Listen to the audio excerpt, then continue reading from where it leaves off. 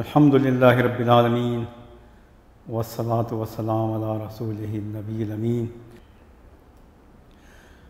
اعوذ باللہ من الشیطان الرجیم، بسم اللہ الرحمن الرحیم۔ یا ایہا الذین آمنوا کتب علیکم الصیام کما کتب علی الذین من قبلکم لعلکم تتقون۔ اس سے پہلے رمضان اور قرآن، رمضان اور تزکیہ نفس، رمضان اور جہاد، رمضان اور تقوی، اور اسی کے ریلیونس میں عید الفطر کی نظری اور عملی بنیادیں یا اس کے نظری اور عملی پہلو، اس پر گفتگو ہوتی رہی ہے۔ آج کا موضوع رمضان اور انفاق فی سبیل اللہ ہے۔ جب انفاق کا تذکرہ آئے گا تو اسی کے مترادفات میں صدقے کا تذکرہ آئے گا، خیرات کا تذکرہ آئے گا، اور زکوٰۃ بھی اسی میں کسی حد تک زیر بحث آئے گی۔ یہ جو حوالہ آپ کو دیا گیا اور قرأت کی گئی کہ اے مومنوں تم پر روزے فرض کیے گئے جیسا کہ تم سے پہلے کے لوگوں پر فرض کیے گئے تھے تاکہ تم متقی بن جاؤ، اس میں دو پہلو غور کرنے کے ہیں جب رمضان اور انفاق کی مناسبت پر گفتگو ہو رہی ہے۔ نمبر ایک کہ تم پر فرض کیے گئے جیسا کہ تم سے پہلے کے لوگوں پر فرض کیے گئے تھے، کما کتب علی الذین من قبلکم، اور دوسرا پہلو لعلکم تتقون۔ تقوی کے ضمن میں یہ بات جاننے کی ہے کہ تقوی کا تعلق دل سے ہے، اس لیے اللہ کے رسول صلی اللہ علیہ وسلم فرمایا کرتے تھے التقوی ہاہنا، کہ تقوی اس کا محل دل ہے۔ اسی لیے اس میں نیت کی پاکیزگی، اللہ کی رضا اور اس کی خوشنودی خاص طور پر دیکھی جاتی ہے، اور انفاق میں یہ پہلو بڑا نمایاں ہوتا ہے۔ جس طرح کہ روزے میں دیگر عبادات کے مقابلے میں روزے کو یہ خصوصیت حاصل ہے کہ اس میں اخفاء کا پہلو، پوشیدگی کا پہلو بڑا نمایاں ہوتا ہے۔ نماز آدمی پڑھ رہا، ہر کوئی دیکھ رہا، زکوٰۃ دے رہا ہے، ظاہر ہے اس نے پرسنٹیج کے ساتھ زکوٰۃ نکالی اور وہ معلوم ہو گئی۔ حج کرنے گیا، لوگوں نے دیکھا اس نے حج کیا۔ لیکن یہ کہ روزے کا پہلو یہ بڑا نمایاں ہے کہ آدمی نے روزہ رکھا، کسے معلوم کہ اس نے پانی پی لیا یا کوئی ایسا کام کر دیا جس سے روزہ باطل ہو جاتا ہے۔ اسی طرح سے جب انفاق کی بات آتی ہے تو انسان کی یہ نیچر ہے کہ وہ نام و نمود اور شہرت کو پسند کرتا ہے۔ اسی لیے آپ دیکھیں کہ آج کی دنیا میں جب کہ اسلامی انفاق، خیرات، صدقات، یہاں تک کہ زکوٰۃ کو بھی چیک کیا جا رہا ہے، اور جب سے یہ ڈیجیٹل اکانومی کا دور آیا ہے تو بڑا آسان ہو گیا ہے چیک کرنا کہ دنیا کے جو چلانے والے ہیں اور جو دنیا کا نظام چلا رہے ہیں وہ بہت باریکی سے مانیٹر کر رہے ہیں کہ یہ چیریٹی کے لیے جو پیسے دیے جا رہے ہیں کہاں جا رہے ہیں، اور یہ صحیح طریقے پہ جانے نہ پائیں۔ اس کے مقابلے میں NGOs کو خوب فنڈ دیے جا رہے ہیں۔ یہی نہیں بلکہ اب تو صورتحال یہ ہو گئی ہے کہ ایک زمانہ تھا کہ سال میں ایک لسٹ آیا کرتی تھی کہ فلاں آدمی richest man of the world کا ریچسٹ مین ہے، اور اس میں باقاعدہ ترتیب ہوا کرتی تھی، وہ اب بھی ہوتی ہے۔ اسی کے ساتھ ساتھ اب چیریٹی اور خیرات کے لیے اور مخیر حضرات کے لیے باقاعدہ لسٹ آ رہی ہے کہ کون اس وقت ورلڈز لارجسٹ فلینتھراپسٹ ہے۔ جس طرح سے پہلے نام و نمود مقصود تھا کہ کون مالدار ہے، اس میں وہی پہلے ظاہر ہے پیسہ آدمی کے پاس تھوڑی رہتا ہے۔ آج کل کے حالات میں جب سے میں نے کہا کہ جب سے یہ ڈیجیٹل اکانومی کا دور آیا ہے تو یہ پہلے اور نمایاں ہو گیا ہے کہ آدمی کے پاس پیسہ خود تھوڑی رہتا ہے، پیسہ تو کہیں اور ہوتا ہے، آدمی کے پاس تو صرف اس کا نمبر ہوتا ہے، باقی سب دوسروں کے ہاتھ میں ہوتا ہے۔ تو اسی طرح سے یہ لسٹ شائع ہو رہی ہے اور لوگ اس پر فخر کر رہے ہیں کہ اس سال ہمارا نام آیا اور شماریات میں ہم سب سے آگے رہے۔ اس میں ظاہر ہے وہ پہلو نمایاں ہے جس کے بارے میں کہا گیا کہ اس میں ریا کا پہلو ہے۔ اسی لیے قرآن کریم میں باقاعدہ جگہ جگہ اس کی تحریر آئی ہے، اور حضور اکرم صلی اللہ علیہ وسلم کے اقوال میں اس سلسلے میں بڑی وارننگ آئی ہے۔ قرآن کریم میں ایک جگہ کہا گیا ہے کہ جو خرچ کرتے ہیں لوگوں کو دکھانے کے لیے اور اللہ پر ایمان نہیں رکھتے، آخرت پر ایمان نہیں رکھتے، تو ان کے خرچے کی مثال ایسی ہی ہے کہ جیسے ایک چٹان تھی، اس پر مٹی کی تہ جمی ہوئی تھی، فَأَصَابَهَا وَابِلٌ فَتَرَكَهُ صَلْدًا، کہ مہ برسا، مٹی بہہ گئی اور اس کو چٹان کو ایسے ہی رہنے دیا، یعنی گویا کہ کوئی فائدہ نہیں ہوا، بلکہ آگے الفاظ ہیں لا يقدرون علی شیء مما کسبوا، اتنا کمایا تھا کوئی بھی فائدہ نہیں پہنچایا۔ اور ہوتا بھی یہی ہے کہ انسان کا مال اسے کہاں فائدہ پہنچاتا ہے۔ یا اسی کے ساتھ ساتھ یہ بات آگے کہی گئی کہ جو لوگ اللہ کے لیے خرچ کرتے ہیں اور دل کی آمادگی کے ساتھ خرچ کرتے ہیں تو ان کے بارے میں کہا گیا کہ ان کے انفاق کی مثال تو ایسے ہوتی ہے کہ ایک اونچی زمین پر ایک باغ تھا، بارش ہوئی کہ وہاں دوگنے پھل آ گئے، اور اگر نہیں تو پھر ایک فوار ہی کافی ہو گئی۔ یہ بات میں آپ کے سامنے تقوی کے اس پہلو کو اس کے سامنے پیش کر رہا ہوں کہ اخفاء کا پہلو اس قدر نمایاں ہے کہ مشہور صحابی حضرت ابو طلحہ رضی اللہ تعالیٰ عنہ کے بارے میں آتا ہے کہ قرآن کریم کی جب یہ آیت نازل ہوئی لن تنالوا البر حتی تنفقوا مما تحبون، تم البر کے اس مقام کو نہیں پہنچ سکتے جب تک کہ تم اپنی بہترین سے بہترین چیز اللہ کی راہ میں خرچ نہ کرو۔ البر، خاص نیکی، خاص مقام۔ ابو طلحہ یہ آیت سنتے ہیں، بےتاب ہو جاتے ہیں، حضور اکرم صلی اللہ علیہ وسلم کے پاس پہنچتے ہیں اور کہتے ہیں اے اللہ کے رسول، بیروہا کا باغ مجھے انتہائی عزیز ہے۔ یہ باغ ایسا تھا کہ مسجد نبوی کے بہت قریب تھا، خود حضور اکرم صلی اللہ علیہ وسلم اس میں جایا کرتے تھے اور اس کا میٹھا پانی پیا کرتے تھے، بڑا عزیز تھا آپ کو بھی۔ حضرت ابو طلحہ نے کہا کہ اللہ کے رسول، میں نے البر کے حصول کے لیے اور جنت میں ذخیرہ کرنے کے لیے یہ مال میں نے اللہ کی راہ میں انفاق کر دیا۔ اللہ کے نبی صلی اللہ علیہ وسلم حضرت ابو طلحہ کی یہ آفر سنتے ہیں اور ان کا یہ اشتیاق دیتے ہیں تو فرماتے ہیں بخن بخن ذالک مال الرابح، ذالک مال الرابح۔ واہ واہ، کس قدر فائدہ مند سودا ہے یہ، کس قدر پروفیٹیبل بزنس ہے یہ۔ تو آپ دیکھیے کہ یہ پہلو بڑا نمایاں ہے۔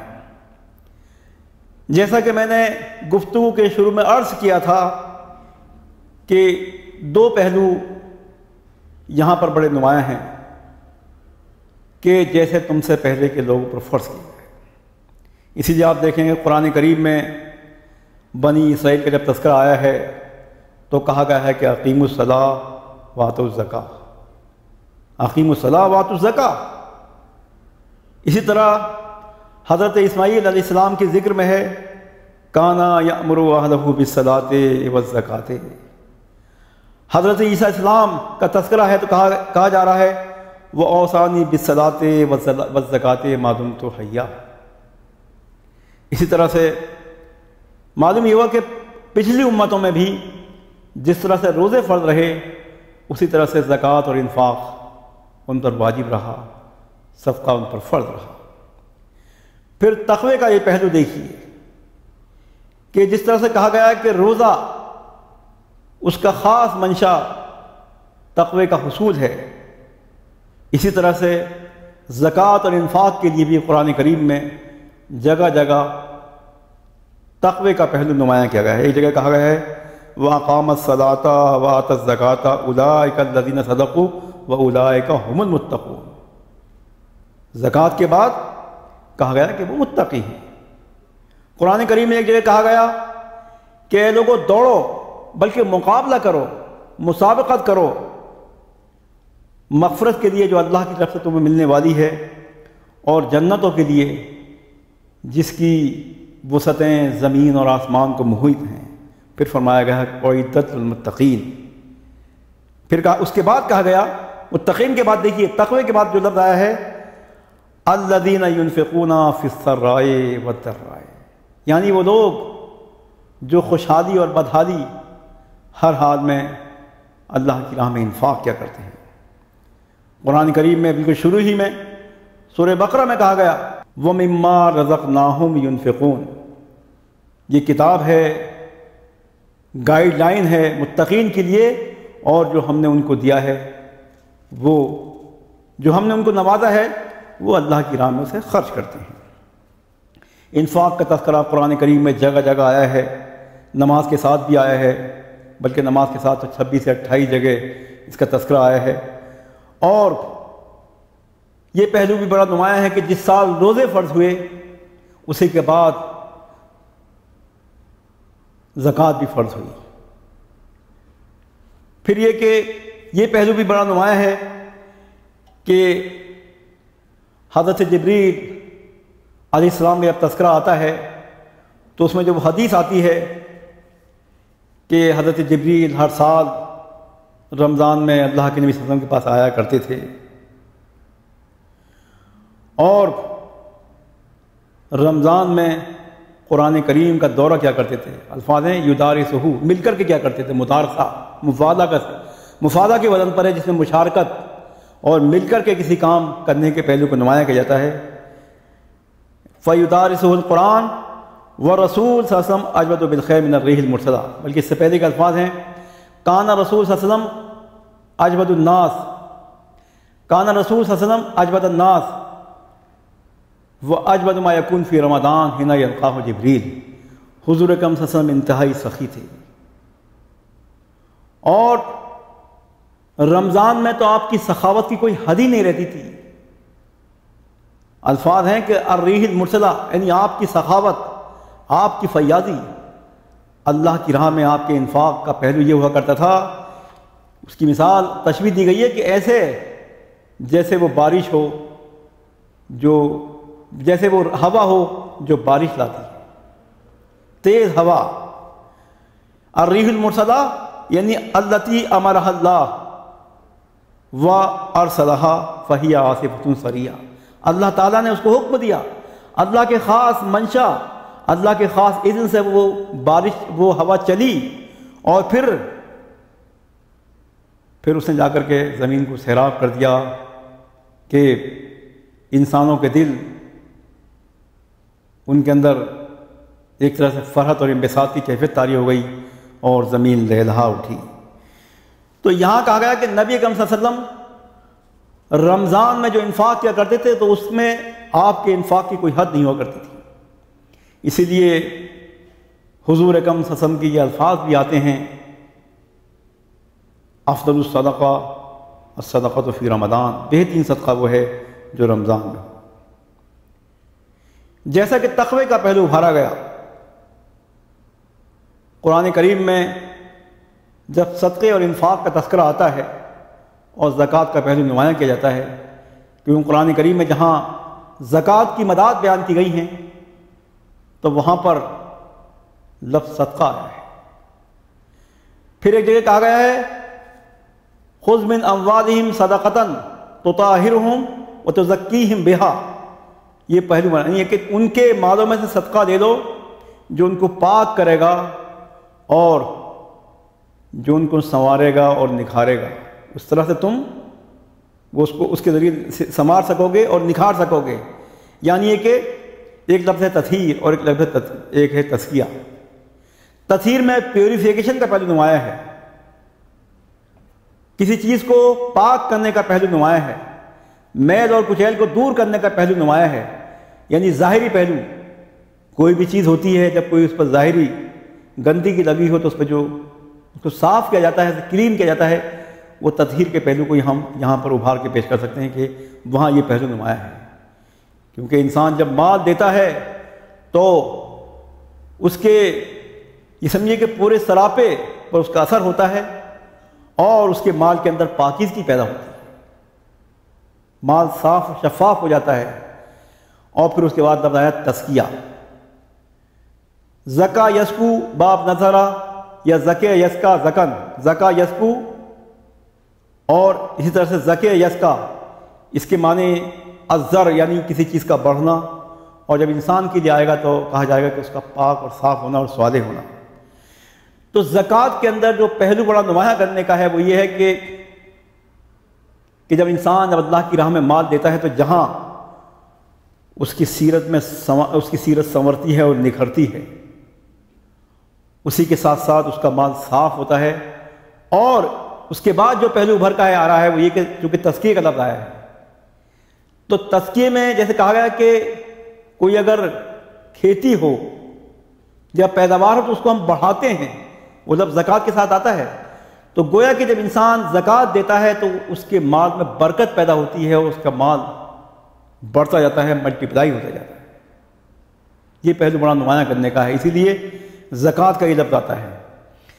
اسی کے ساتھ صدقے کا لفظ آتا ہے قرآن کریم میں، صدقہ یصدقو کے معنی آتے ہیں سچائی، یعنی سچائی کا پہلو اس میں ابھارا جاتا ہے۔ جب آدمی اللہ کی راہ میں انفاق کرتا ہے اور زکوٰۃ دیتا ہے تو گویا کہ اپنے ایمان کو وہ سچا ثابت کرتا ہے۔ اسی طرح سے خیرات کا لفظ آیا ہے، خیرات میں خیر کا پہلو، خیر کہتے ہیں بھلائی کو، یعنی وہ کہ انسان اپنے آپ کو بھلا ہونا ثابت کرتا ہے۔ اور اسی طرح سے ایک لفظ آیا ہے انفاق، انفقا ینفقو، انفاق یعنی اللہ کی راہ میں خرچ کرنا۔ انفاق جو ہے اس کی اصل نفق ہے، نفق ایسی سرنگ یا ٹنل کو کہتے ہیں جس کے دو راستے ہوں، انٹرنس بھی ہو اور ایگزٹ بھی ہو۔ اسی طرح سے نفق چوہے کے اس بھٹ کو کہتے ہیں جس میں دو سوراخ ہوتے ہیں اور دو راستے ہوتے ہیں۔ گویا کہ اس کے اندر جو اسپرٹ ہے وہ یہ ہے کہ جب اللہ تعالیٰ انسان کو مال دے یا نوازے تو اس کے پاس مال آتا جائے اور نکلتا جائے، اور اسی روٹ سے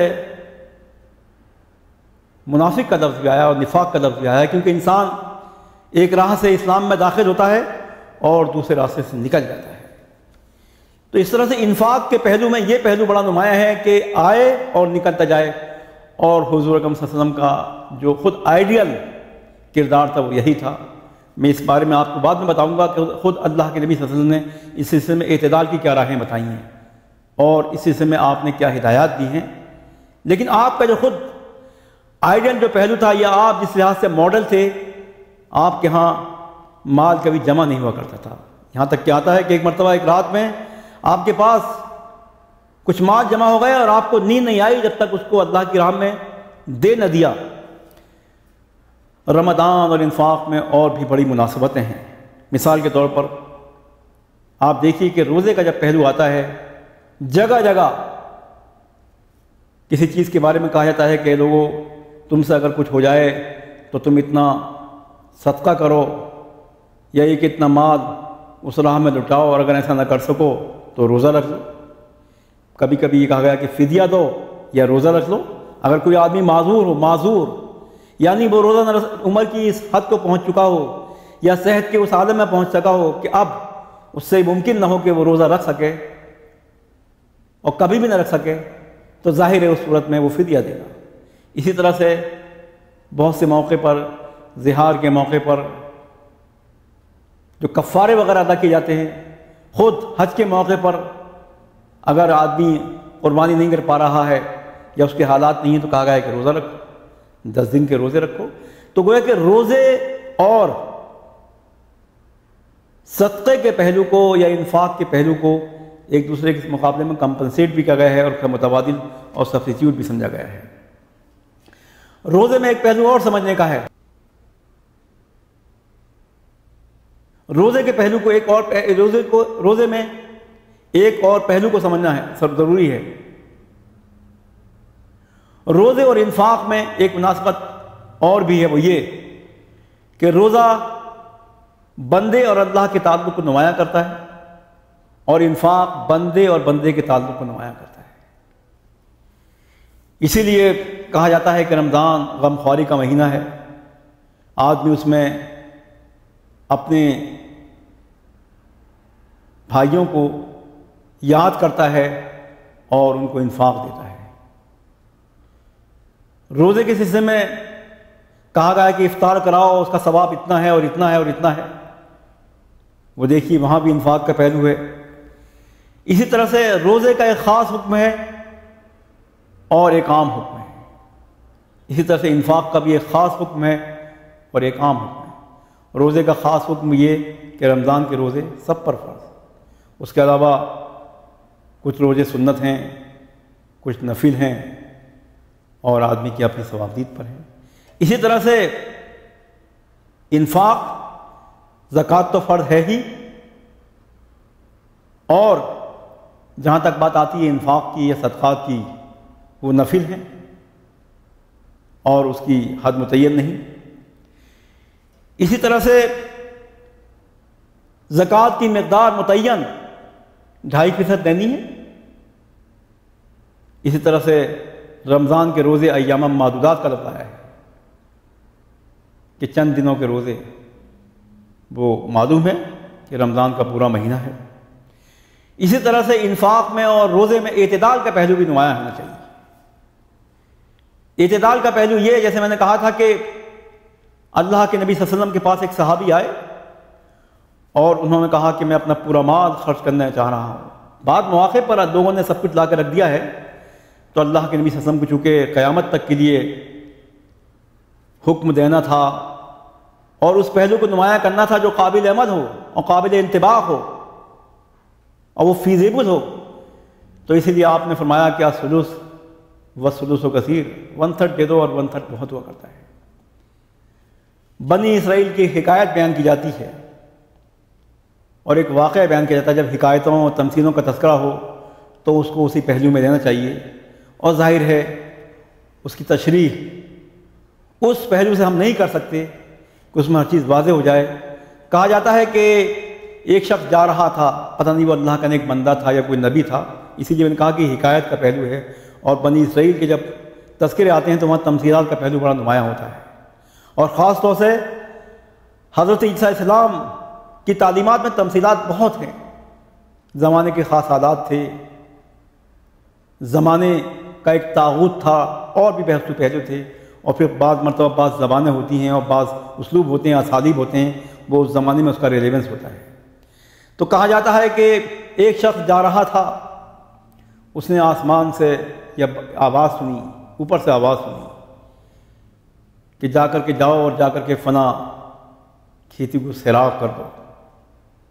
اس نے دیکھا، بارش ہوئی، آگے بڑھا، دیکھا کہ ایک نالا جا رہا اور ایک کھیتی میں پانی پہنچ رہا ہے۔ وہاں دیکھا کہ ایک شخص کھڑا ہوا اپنی کھیتی کو سیراب کر رہا ہے۔ اس نے پوچھا کہ بھائی تمہارا نام کیا ہے؟ اس نے اپنا نام بتایا اور ایک نام اس نے سنا تھا۔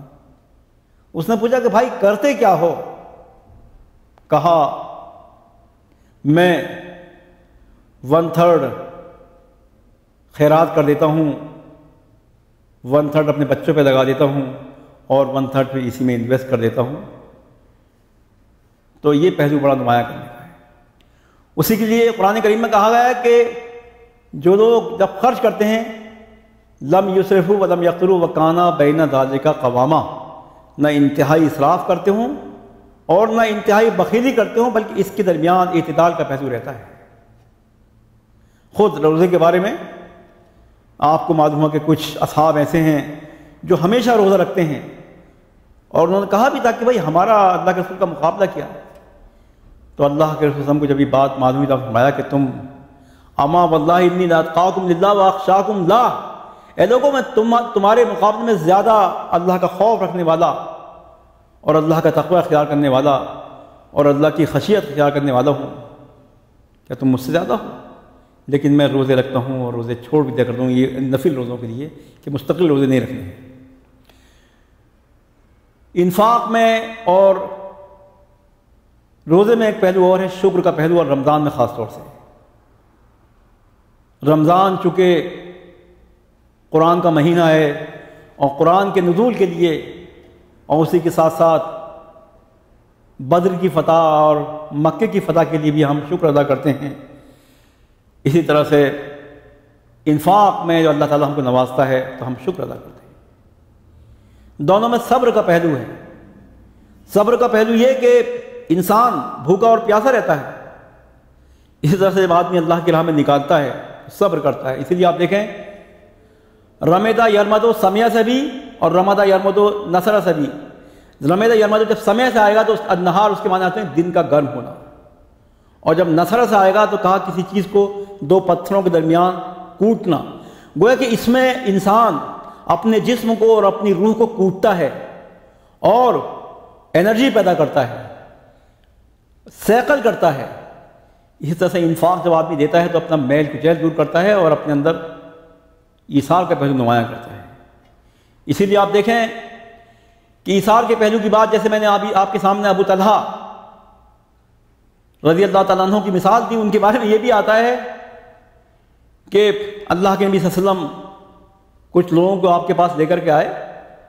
شاید ایک مہمان تھے، یہ زیادہ تھے، کھانے پر ان کو کھانا کھلاؤ، آپ کے پاس کچھ تھا نہیں. انہوں نے اپنی حیثیت سے پوچھا، انہوں نے کہا کچھ ہے وہ نہیں، بچوں کے لیے کچھ بنا رہی ہوں. تو کہا کوئی بات نہیں، ایسا کریں کہ بچوں کو جو ہے سلا دو اور اس کے بعد وہ سو جائیں گے، اور جب کھانا رکھا جائے تو چراغ بڑھا دینا، چراغ کو بجھا دینا، اور اس کے بعد ہم جو ہے یعنی کہ ان کو کھلا دیں گے.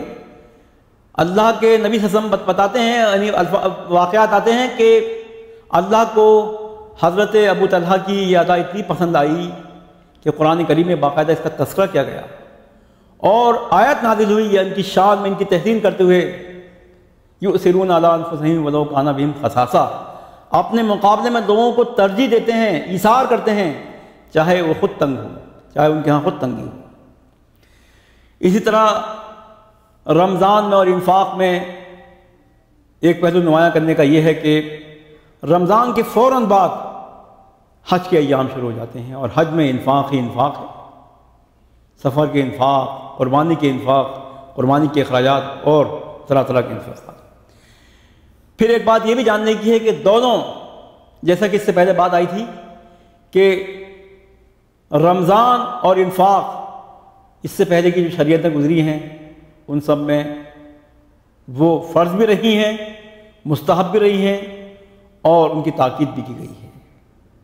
اسی لیے یہودی آج بھی یوم کپور یا یوم کفارہ کا جب روزہ رکھتے ہیں تو روزے کے ساتھ ساتھ انفاق بھی کرتے ہیں، اس کے ساتھ جڑی ہوئی ہے وہ چیز.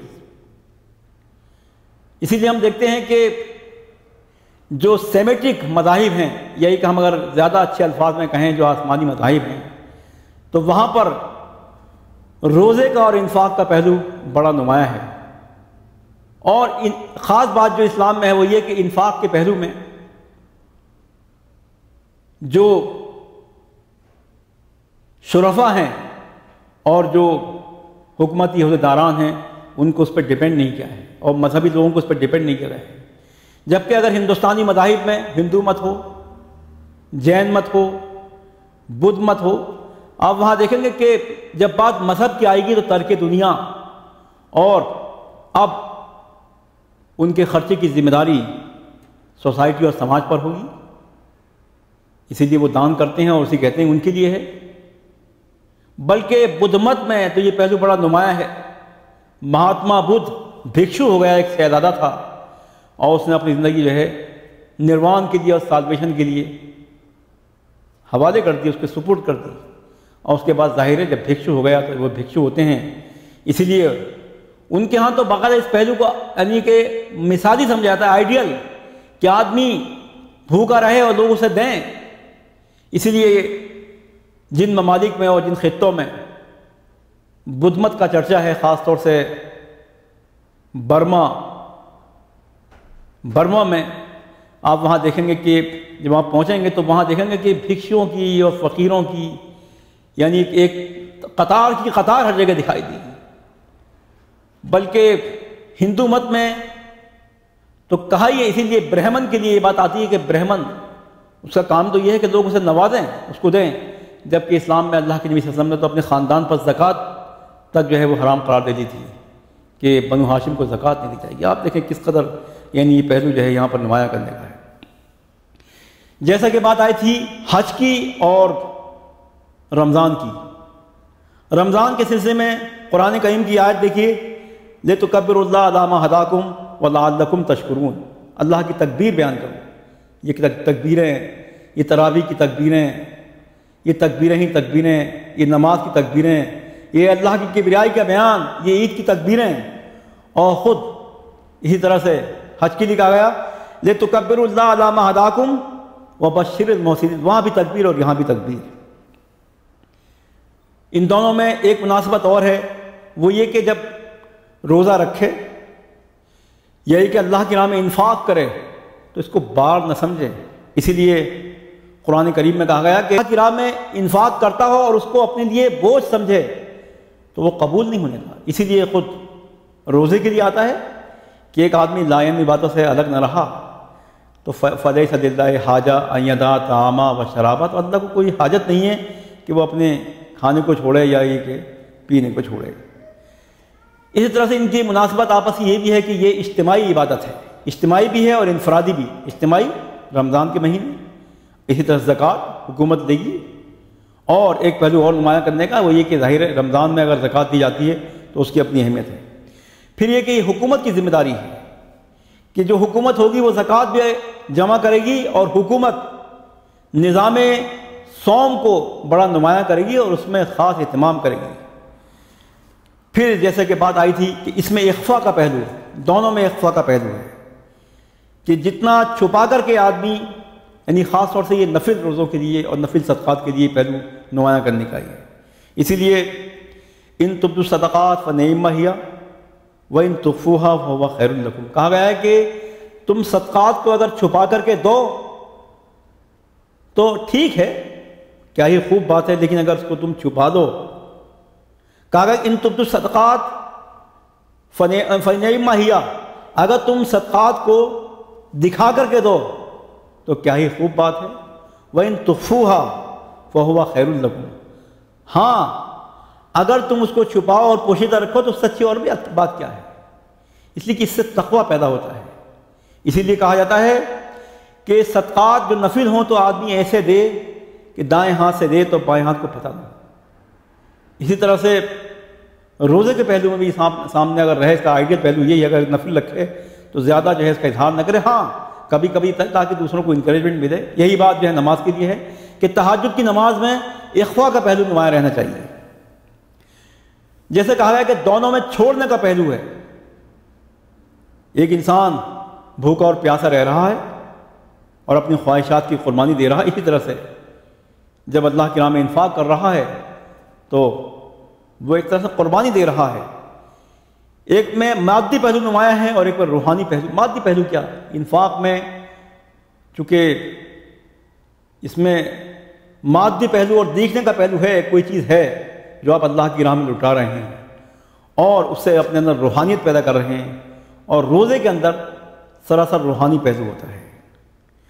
روزے کے لیے تقویٰ اور تکبیر کا لفظ آیا ہے اور انفاق کے لیے تقوی کے ساتھ ساتھ جو ڈائریکٹ جو لفظ آیا ہے تذکیر کا اور تطہیر کا آیا ہے، جس کی تشریح آپ کے سامنے ہو گئی ہے۔ پھر یہی نہیں بلکہ جب دے تو اس میں احسان جتانے کا پہلو نہ ہو، نہ یہاں نہ وہاں۔ یہ نہ کہے کہ اللہ کی راہ میں نے روزہ رکھا، نہ یہ کہ میں نے یہ قربانی دی ہے، یہ کہ میں نے انفاق کیا۔ جیسے کہ تذکرہ آیا تھا کہ جو لوگوں کو دکھانے کے لیے من اور اعضاء بلکہ دکھاتے نہیں۔ آپ جانتے ہیں کہ ایک بات بڑی نمایاں ہوتی ہے، وہی کہ جب انسان کسی کو دیتا ہے تو چاہتا ہے کہ وہ زیر احسان رہے اور دبا رہے اور لوگ جو ہے اس کو جانیں، اسی لیے اس کے اندر سے وہ روح ختم ہو جاتی ہے۔ اور زکوٰۃ کے اندر جو روح ہے تزکیے کی، آراستہ اور پیراستہ کرنے کی، وہ روح جو ہے ختم ہو جاتی ہے۔ اسی طرح سے یہ حدیث بھی بڑی نمایاں ہے کہ لکل شعین زکوٰۃ و زکوٰۃ الجسد الصوم، ہر چیز کی ایک زکوٰۃ ہوتی ہے اور جسم کی زکوٰۃ روزہ ہے۔ ایک بات اور جاننے کی ہے، وہ یہ کہ زکوٰۃ بھی یا زکوٰۃ بھی اور اسی طرح سے روزہ بھی اگر حکومت نہ ہو تو یہ ساقط نہیں ہوگی۔ جب بھی یعنی کہ جہاں بھی جیسے بھی حالات ہوں گے، اگر حکومت اسلامی نہ ہو لیکن اس پر زکوٰۃ بھی فرض ہوگی اور اس پر روزے بھی فرض ہوں گے۔ اور پھر یہ بھی نمایاں کرنے کی کہ حکومت کی خواہش پر نہ روزے کو جو ہے ختم کیا جا سکتا ہے اور نہ زکوٰۃ کو جو ہے ختم کیا جا سکتا ہے۔ میں اس لیے آپ کے سامنے یہ بات پیش کر رہا ہوں، لوگ حیرت کریں گے اس بات پر کہ یہ بات میں نے کیسے کہی کہ حکومت کے کہنے پر آدمی یعنی حکومت اگر روک دے روزے سے۔ اس لیے بات کر رہا ہوں کہ میں ایک ملک کا نام لینا شاید کسی حد تک بہتر ہو۔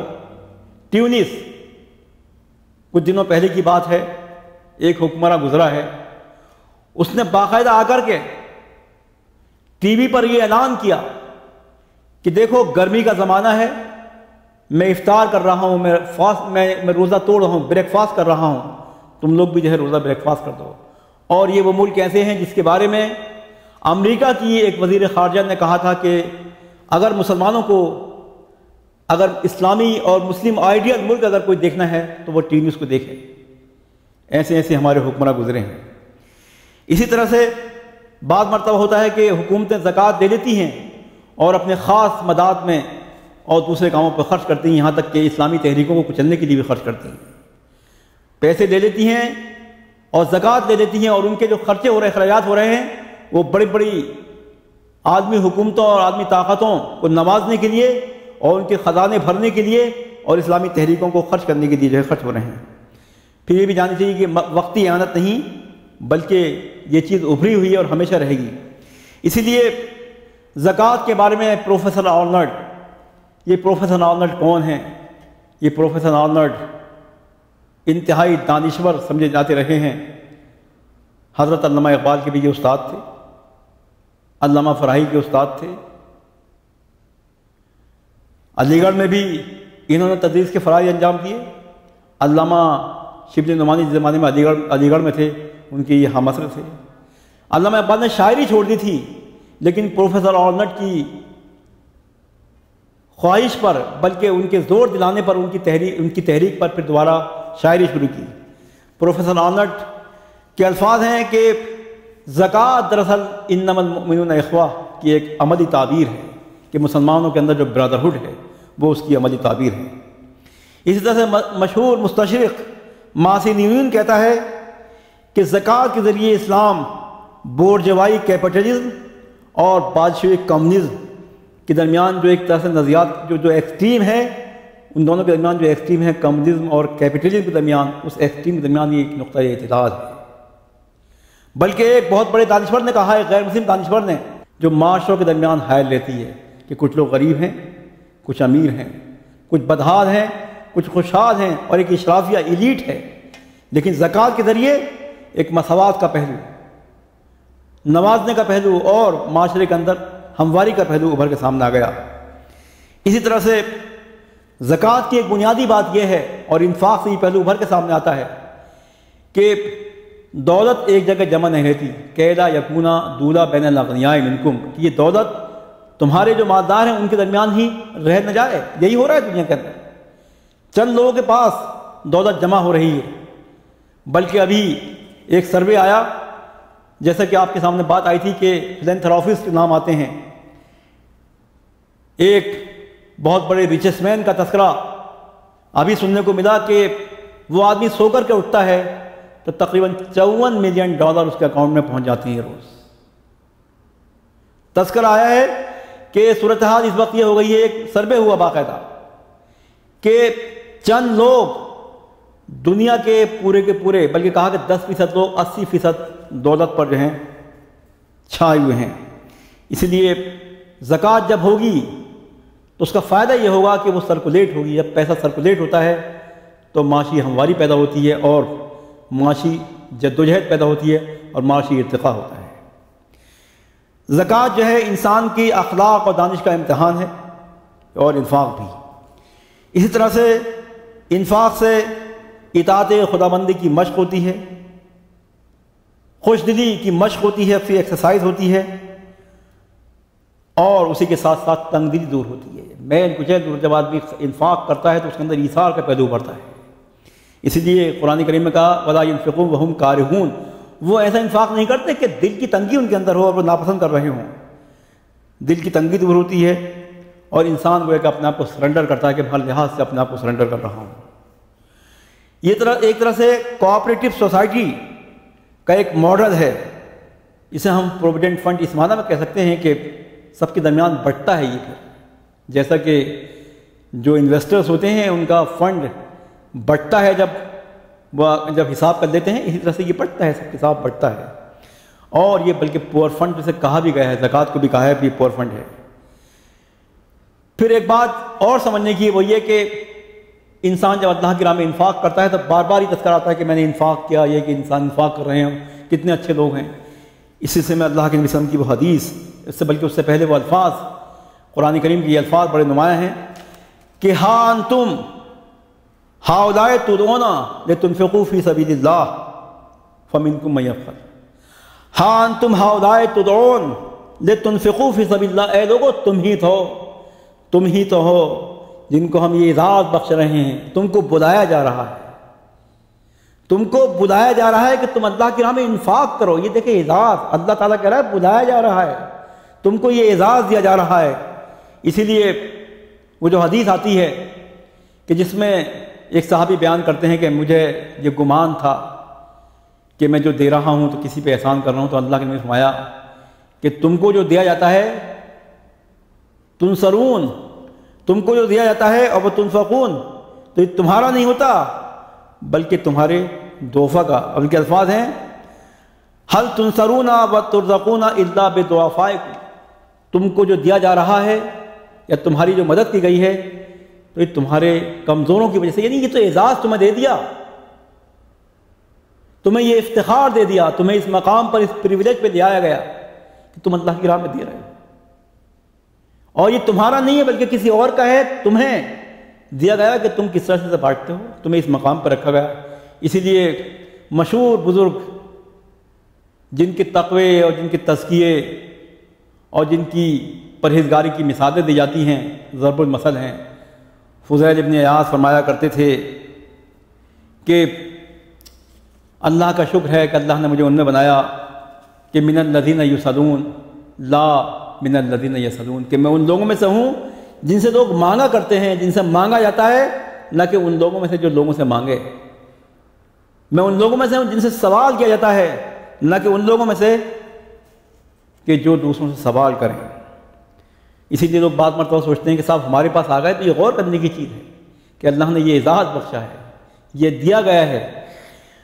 پھر یہی بات کہ زکوٰۃ میں اور انفاق میں اور اسی کے ساتھ ساتھ روزے میں شرف زماں اور شرف مکان کا پہلو بھی ہے۔ شرف زماں کیا؟ مثال کے طور پر ایک خاص پیریڈ اور ایک ڈیوریشن ہوتا ہے، اس میں آدمی روزہ رکھے گا تو اس کی شان کچھ اور ہوگی۔ رمضان کے روزوں کی شان یہ ہے کہ اگر رمضان کا روزہ کوئی چھوڑ دے پھر زندگی بھر اس روزے کو کمپنسیٹ نہیں کر سکتا اس طرح سے، اور نہ وہ اجر مل سکتا اس کو۔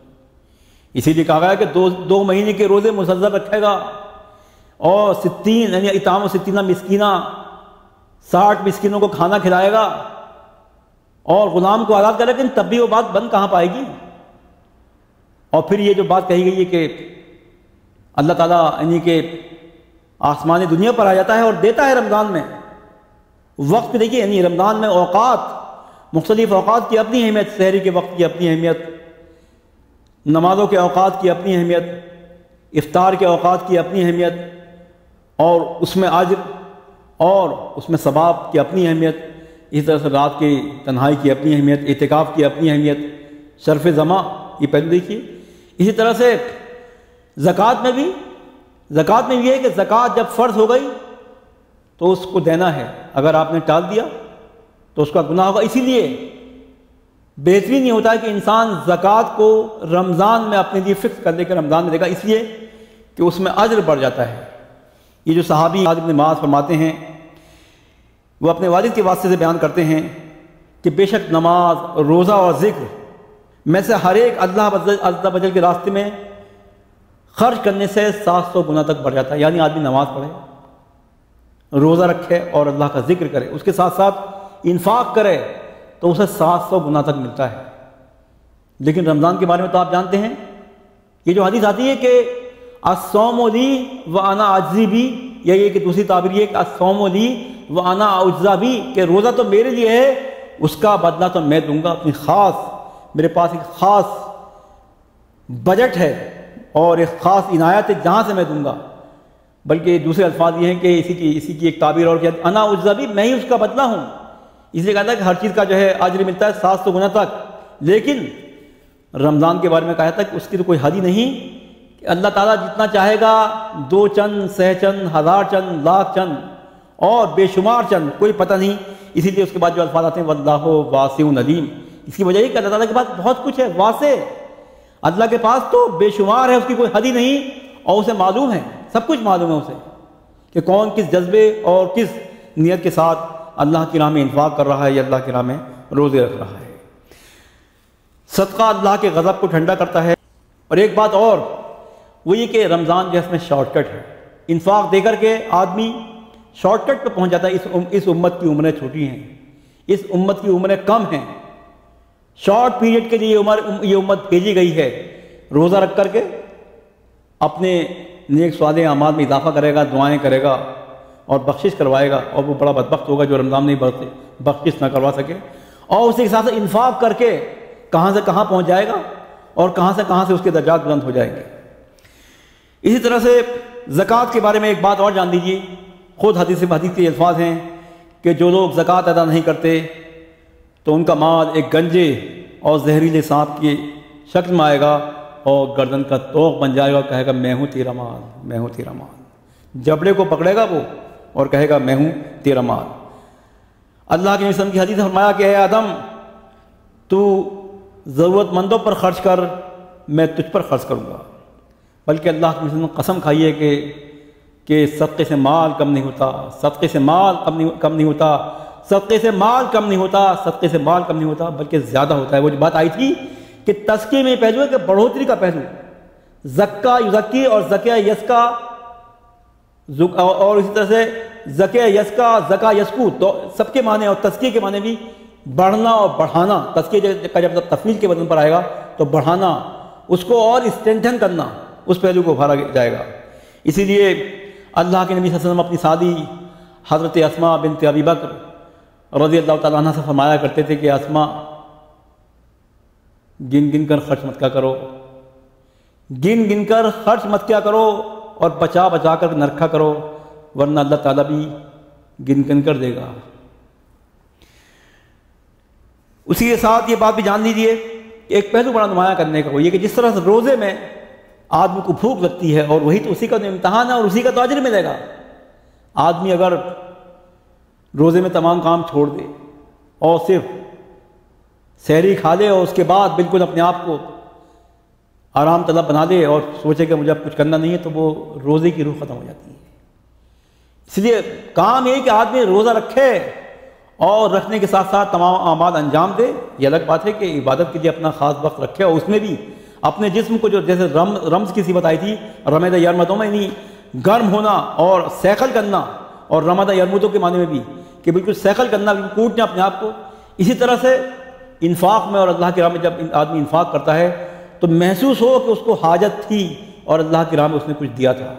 یعنی یہ کہ انفاق میں یہ پہلو ہے، الفاظ آتے ہیں حدیث کے کہ تمہارے اندر حاجت تھی، تم ضرورت مند تھے، اور جب نکلا تو محسوس ہوا کہ کچھ اللہ کی راہ میں نکلا اور آگے گیا۔ اسی لیے روایات میں آتا ہے کہ ایک شخص اللہ کے حضور حاضر ہوگا اور اللہ تعالیٰ اس کو دیکھے گا، کہے گا کہ تم کو تہی دامن ہے۔ اللہ تعالیٰ اس سے پوچھے گا کہ بھائی تمہارے پاس کچھ ہے، کچھ لے کر کے آئے ہو؟ تم تو بالکل تہی دامن ہو۔ وہ کہے گا اے اللہ میں نے تیرے لیے کچھ بھی تو نہیں کیا، خالی ہاتھ ہوں۔ اللہ پھر سوال کرے گا، پھر وہ یہی جواب دے گا۔ پھر اس کے بعد وہی کہے گا کہ ہاں اے اللہ تو نے مجھے اپنے فضل سے نوازا تھا، فارغ البالی اور خوشحالی دی تھی۔ میرے پاس مالدار لوگ آیا کرتے تھے، نادار آیا کرتے تھے، خوشحال آیا کرتے تھے، پریشان حال آیا کرتے تھے، اور مجھ سے قرض مانگا کرتے تھے، میں ان کو قرض دے دیا کرتا تھا۔ اس کے بعد وہ کچھ دنوں کے بعد پھر آیا کرتے تھے اور کہا کرتے تھے کہ ہمیں مہلت دے دو۔ میں خوشحالوں کو اور مالداروں کو مہلت دے دیا کرتا تھا اور غریبوں کا قرض معاف کر دیا کرتا تھا، میں ان کے لیے آسانیاں پیدا کرتا تھا۔ اللہ تعالیٰ کہے گا اے فلاں میں تو سب سے زیادہ آسانیاں پیدا کرنے والا ہوں، جا اور جنت میں داخل ہو جا۔ ایک انسان جب اللہ کی راہ میں ایک کھجور بھی دیتا ہے تو اللہ تعالیٰ اس کو اپنے دائیں ہاتھ سے دیتا ہے، اور جب وہ دائیں ہاتھ سے دیتا ہے تو اس کی وہ پرورش کرتا ہے یہاں تک کہ وہ ایک بڑا درخت بن جاتا ہے، بلکہ پہاڑ کے برابر ہو جاتا ہے۔ یہ جو بات میں نے آپ کے سامنے کہی تھی کہ ظرف زماں کا یعنی کہ شرف زماں کا پہلو شرف مکان۔ شرف مکان جانتے ہیں کہ ایک آدمی نماز اپنی مسجد میں پڑھے گا، اور پھر یہ کہ جمعے کی نماز جمعہ مسجد میں پڑھے گا، پھر یہ کہ نماز مسجد اقصی میں پڑھے گا یا بیت المقدس میں پڑھے گا، مسجد نبوی میں پڑھے گا، اور مکے کی کعبے حرم مکہ میں پڑھے گا۔ تو اس کے اپنے فضائل اور اس کی اپنے یعنی اس کی اپنی اہمیت ہے۔ اسی طرح سے ایک آدمی اعتکاف میں اور خاص طور سے کسی خاص وقت اللہ کی راہ میں کسی خاص موقع پر اور کسی خاص جگہ، اعتکاف ایک جگہ ہوتی ہے، اس نے اس راہ میں جب اللہ کی راہ میں دے گا تو اس کی اپنی حیثیت ہوگی۔ اسی لیے حضرت عثمان جن کا خطاب ہی غنی کا خطاب تھا، انتہائی مالدار اور خوشحال آدمی تھے، اور وہ اللہ کی راہ میں خوب صدقات دیا کرتے تھے اور خرچ کیا کرتے تھے۔ اللہ کے نبی صلی اللہ علیہ وسلم نے بار بار حضرت عثمان کو جنت کی بشارتیں اس دنیا ہی میں دی ہیں، اور یہاں تک کہا ہے کہ عثمان تو جو بھی کر لے اب تو جنت کا مستحق ہو گیا، اور جنت سے اب کوئی اس کو روک نہیں سکتا۔ دوستو یہ رمضان کا مہینہ ہے، اور جیسے میں نے کہا کہ دنیا کے اندر بڑے بڑے مالدار ہیں۔ World institute for development economic research جو کہ یونائٹڈ نیشن یونیورسٹی کا ایک ادارہ ہے، اس نے ریسرچ کیا ہے باقاعدہ، کہا ہے کہ دنیا کے تین امیر ترین افراد کے پاس اتنی دولت ہے کہ 48 ممالک سے بھی زیادہ ان کے پاس دولت ہے۔ اور جیسا کہ بتائی تھی کہ 10% لوگ دنیا کے تقریباً 85% دولت پر قابض ہیں، اور یہی ہو رہا ہے۔ وجہ یہ کہ زکوٰۃ اور انفاق اور صدقات کا یہ پہلو نہیں، اور اگر پہلو ہے تو جیسے کہا گیا کہ ان مخیر حضرات کا جو لسٹ لے کر کے آتے ہیں اور وہ NGOs پر خرچ کرتے ہیں، اور NGOs جو دنیا میں کام کر رہی ہیں اور جو خرچ کر رہی ہیں اس میں ایک تو یہ کہ عیسائی بنا رہے ہیں، اور اباحیت، فحاشی اور بدکرداری کے لیے خرچ کیا جا رہا ہے، تاکہ دنیا کے اندر سے امن و امان ختم ہو جائے، اور دنیا کے اندر سے جو صحیح جدوجہد ہو رہی ہے اور صحیح انفاق کے جو پہلو ہیں جو ابھر رہے ہیں اور جو ابھرنے چاہیے وہ ختم ہو جائے۔ یہ NGOs وغیرہ اسی لیے کر رہے ہیں، اسی لیے اس کو چیریٹی اسی کو کہا جا رہا ہے، اور یہ باقاعدہ لاکھوں کی تعداد میں عالم اسلام میں پھیلی ہوئی ہیں، اور اس طرح سے جو ہے ان خیرات کو انکریج کیا جا رہا ہے، اور اس کے مقابلے میں صدقات کو، انفاق کو، یہاں تک کہ زکوٰۃ کو بھی اب ڈسکریج کیا جا رہا ہے، بلکہ اس کو مانیٹر کیا جا رہا ہے۔ یہ ایک بہت بڑی سازش ہے جو مسلمانوں کے خلاف ہو رہی ہے۔ آخر میں اس سلسلے میں آپ کے سامنے حضرت ابو دہدہ کا وہ واقعہ بیان کرتا ہوں جس کو شیخ البانی نے بھی جس کو صحیح قرار دیا ہے، اور وہ یہ ہے کہ ابو دہدہ جو کہ ایک نوجوان صحابی تھے، حضور اکرم صلی اللہ علیہ وسلم کی محفل میں بیٹھا کرتے تھے، قرآن کریم کی آیت سنی جس میں اللہ تعالیٰ فرماتا ہے من ذا الذی یقرض اللہ قرضا حسنا، ہے کوئی جو اللہ تعالیٰ کو قرض حسنہ دے؟ قرض حسنہ بھی ایک اصطلاح استعمال ہوتی ہے انفاق اور صدقات اور خیرات کے لیے اور زکوٰۃ کے لیے۔ ہے کوئی جو اللہ کی راہ میں قرض حسنہ دے؟ ابو دہدا یہ لفظ سنتے ہیں بےتاب ہو جاتے ہیں۔ اللہ کے نبی صلی اللہ علیہ وسلم سے پوچھتے ہیں کہ اللہ کے نبی، اللہ تعالیٰ قرض مانگتا ہے؟ کہا کہ ہاں ابو دہدا، اللہ تعالیٰ قرض مانگتا ہے۔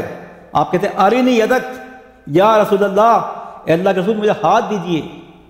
آپ ہاتھ بڑھا دیتے ہیں تو آپ کہتے ہیں کہ میرا جو باغ ہے وہ میں نے اللہ کی راہ میں قرض دے دیا۔ ان کے پاس ایک باغ اور بھی تھا، اور یہ باغ ایسا تھا کہ جس کے اندر کھجور کے 600 درخت تھے۔ اس باغ کے اندر محل نما، قصر کے الفاظ آتے ہیں ایک روایت میں، اس باغ کے اندر محل نما ان کا مکان تھا، اس میں میٹھے پانی کا کنواں تھا، اور اس میں رہ بھی رہے تھے آپ کے بعد بچے اسی میں رہ رہے تھے۔ کہا کہ یہ میں نے اللہ کی راہ میں قرض دے دیا۔ اس کے بعد وہ وہاں سے اٹھے۔ حضرت ابو دہدا اللہ کے نبی صلی اللہ علیہ وسلم کی مجلس سے اٹھے، فوراً باغ کے کنارے پہنچے، اندر داخل نہیں ہوئے، باغ کے کنارے پہنچے اور کہا کہ ام دہدا نکل آؤ، یہ باغ میں نے اللہ کی راہ میں قرض دے دیا۔ آپ نے بھی اپنی بیوی اور بچوں کی کیا تربیت کی ہوگی کہ آپ نے بھی اپنی بیوی کی کیا تربیت کی ہوگی کہ ام دہدا یہ الفاظ سنتی ہیں اور کہتی ہیں ربح بیعوک، آپ سامان اٹھاتی جاتی ہیں، گھر کا سامان اٹھاتی جاتی ہیں اور کہتی جاتی ہیں اے ابو دہدا تم نے خسارے کا سودا نہیں کیا۔ دوستو، یہ رمضان کا مہینہ ہے، یہ روزوں کا مہینہ ہے، روزوں کی بڑی تاکید ہے۔ جہنم کے 7 دروازے ہیں اور جنت کے 8 دروازے ہیں۔ اس میں سے ایک دروازہ، جیسے بات آ رہی ہے مناسبت کی اور ریلیونس کی، رمضان کی، روزے کی اور انفاق کی اور صدقے کی، ایک باب صدقہ ہے، اور روزہ داروں کے لیے ایک باب ہے جسے باب ریان کہتے ہیں۔ ایک مرتبہ جنت کے 8 دروازوں کا تذکرہ ہو رہا تھا، حضرت ابو بکر بھی اسی محفل میں موجود تھے۔ وہ اللہ کے نبی صلی اللہ علیہ وسلم سے پوچھنے لگے کہ اللہ کے رسول صلی اللہ علیہ وسلم، کیا کچھ لوگ ایسے بھی ہوں گے جو ان تمام 8 دروازوں سے جنت میں داخل ہوں گے؟ ظاہر ہے جب انسان کا استقبال جنت میں ہوگا تو چاہے گا کہ آدمی بہترین سے بہترین اس کا استقبال ہو، اور جب انسان کہیں جاتا ہے تو ڈور کی اور گیٹ کی اور اس کے استقبال کی اور اس کے ریسیپشن کی بھی اہمیت ہوتی ہے۔ تو ابو بکر پوچھتے ہیں، اللہ کے نبی سے پوچھتے ہیں کہ اللہ کے نبی، کیا کچھ لوگ ایسے بھی ہوں گے جو ان 8 دروازوں سے جنت میں داخل ہوں گے؟ اللہ کے نبی صلی اللہ علیہ وسلم کہتے ہیں ہاں ایسا ہوگا، کیونکہ ظاہر ہے جیسے کہ خود قرآن کریم میں آتا ہے کہ جنت کے دروازوں پر فرشتے کھڑے ہوں گے اور استقبال کر رہے ہوں گے، طبتم فادخلوہا خالدین، آؤ، ویلکم، خوش آمدید، آ جاؤ، چلے جاؤ جنت میں اور ہمیشہ کے لیے جاؤ۔ تو حضرت ابو بکر پوچھتے ہیں کہ اللہ کے نبی صلی اللہ علیہ وسلم، کیا کچھ لوگ ایسے بھی ہوں گے جو ان 8 دروازوں سے جنت میں داخل ہوں گے؟ اللہ کے نبی صلی اللہ علیہ وسلم کہتے ہیں ہاں ابو بکر، کیوں نہیں، ایسا ہوگا، اور ابو بکر مجھے امید ہے کہ تم بھی انہی لوگوں میں سے ہوگے۔ ہم دعا کرتے ہیں کہ تعالیٰ ہمیں روزے سے زیادہ متمتع ہونے اور اللہ کی راہ میں زیادہ سے زیادہ خرچ کرنے کی توفیق عطا فرمائے۔ وآخر دعوانا ان الحمد للہ رب العالمین۔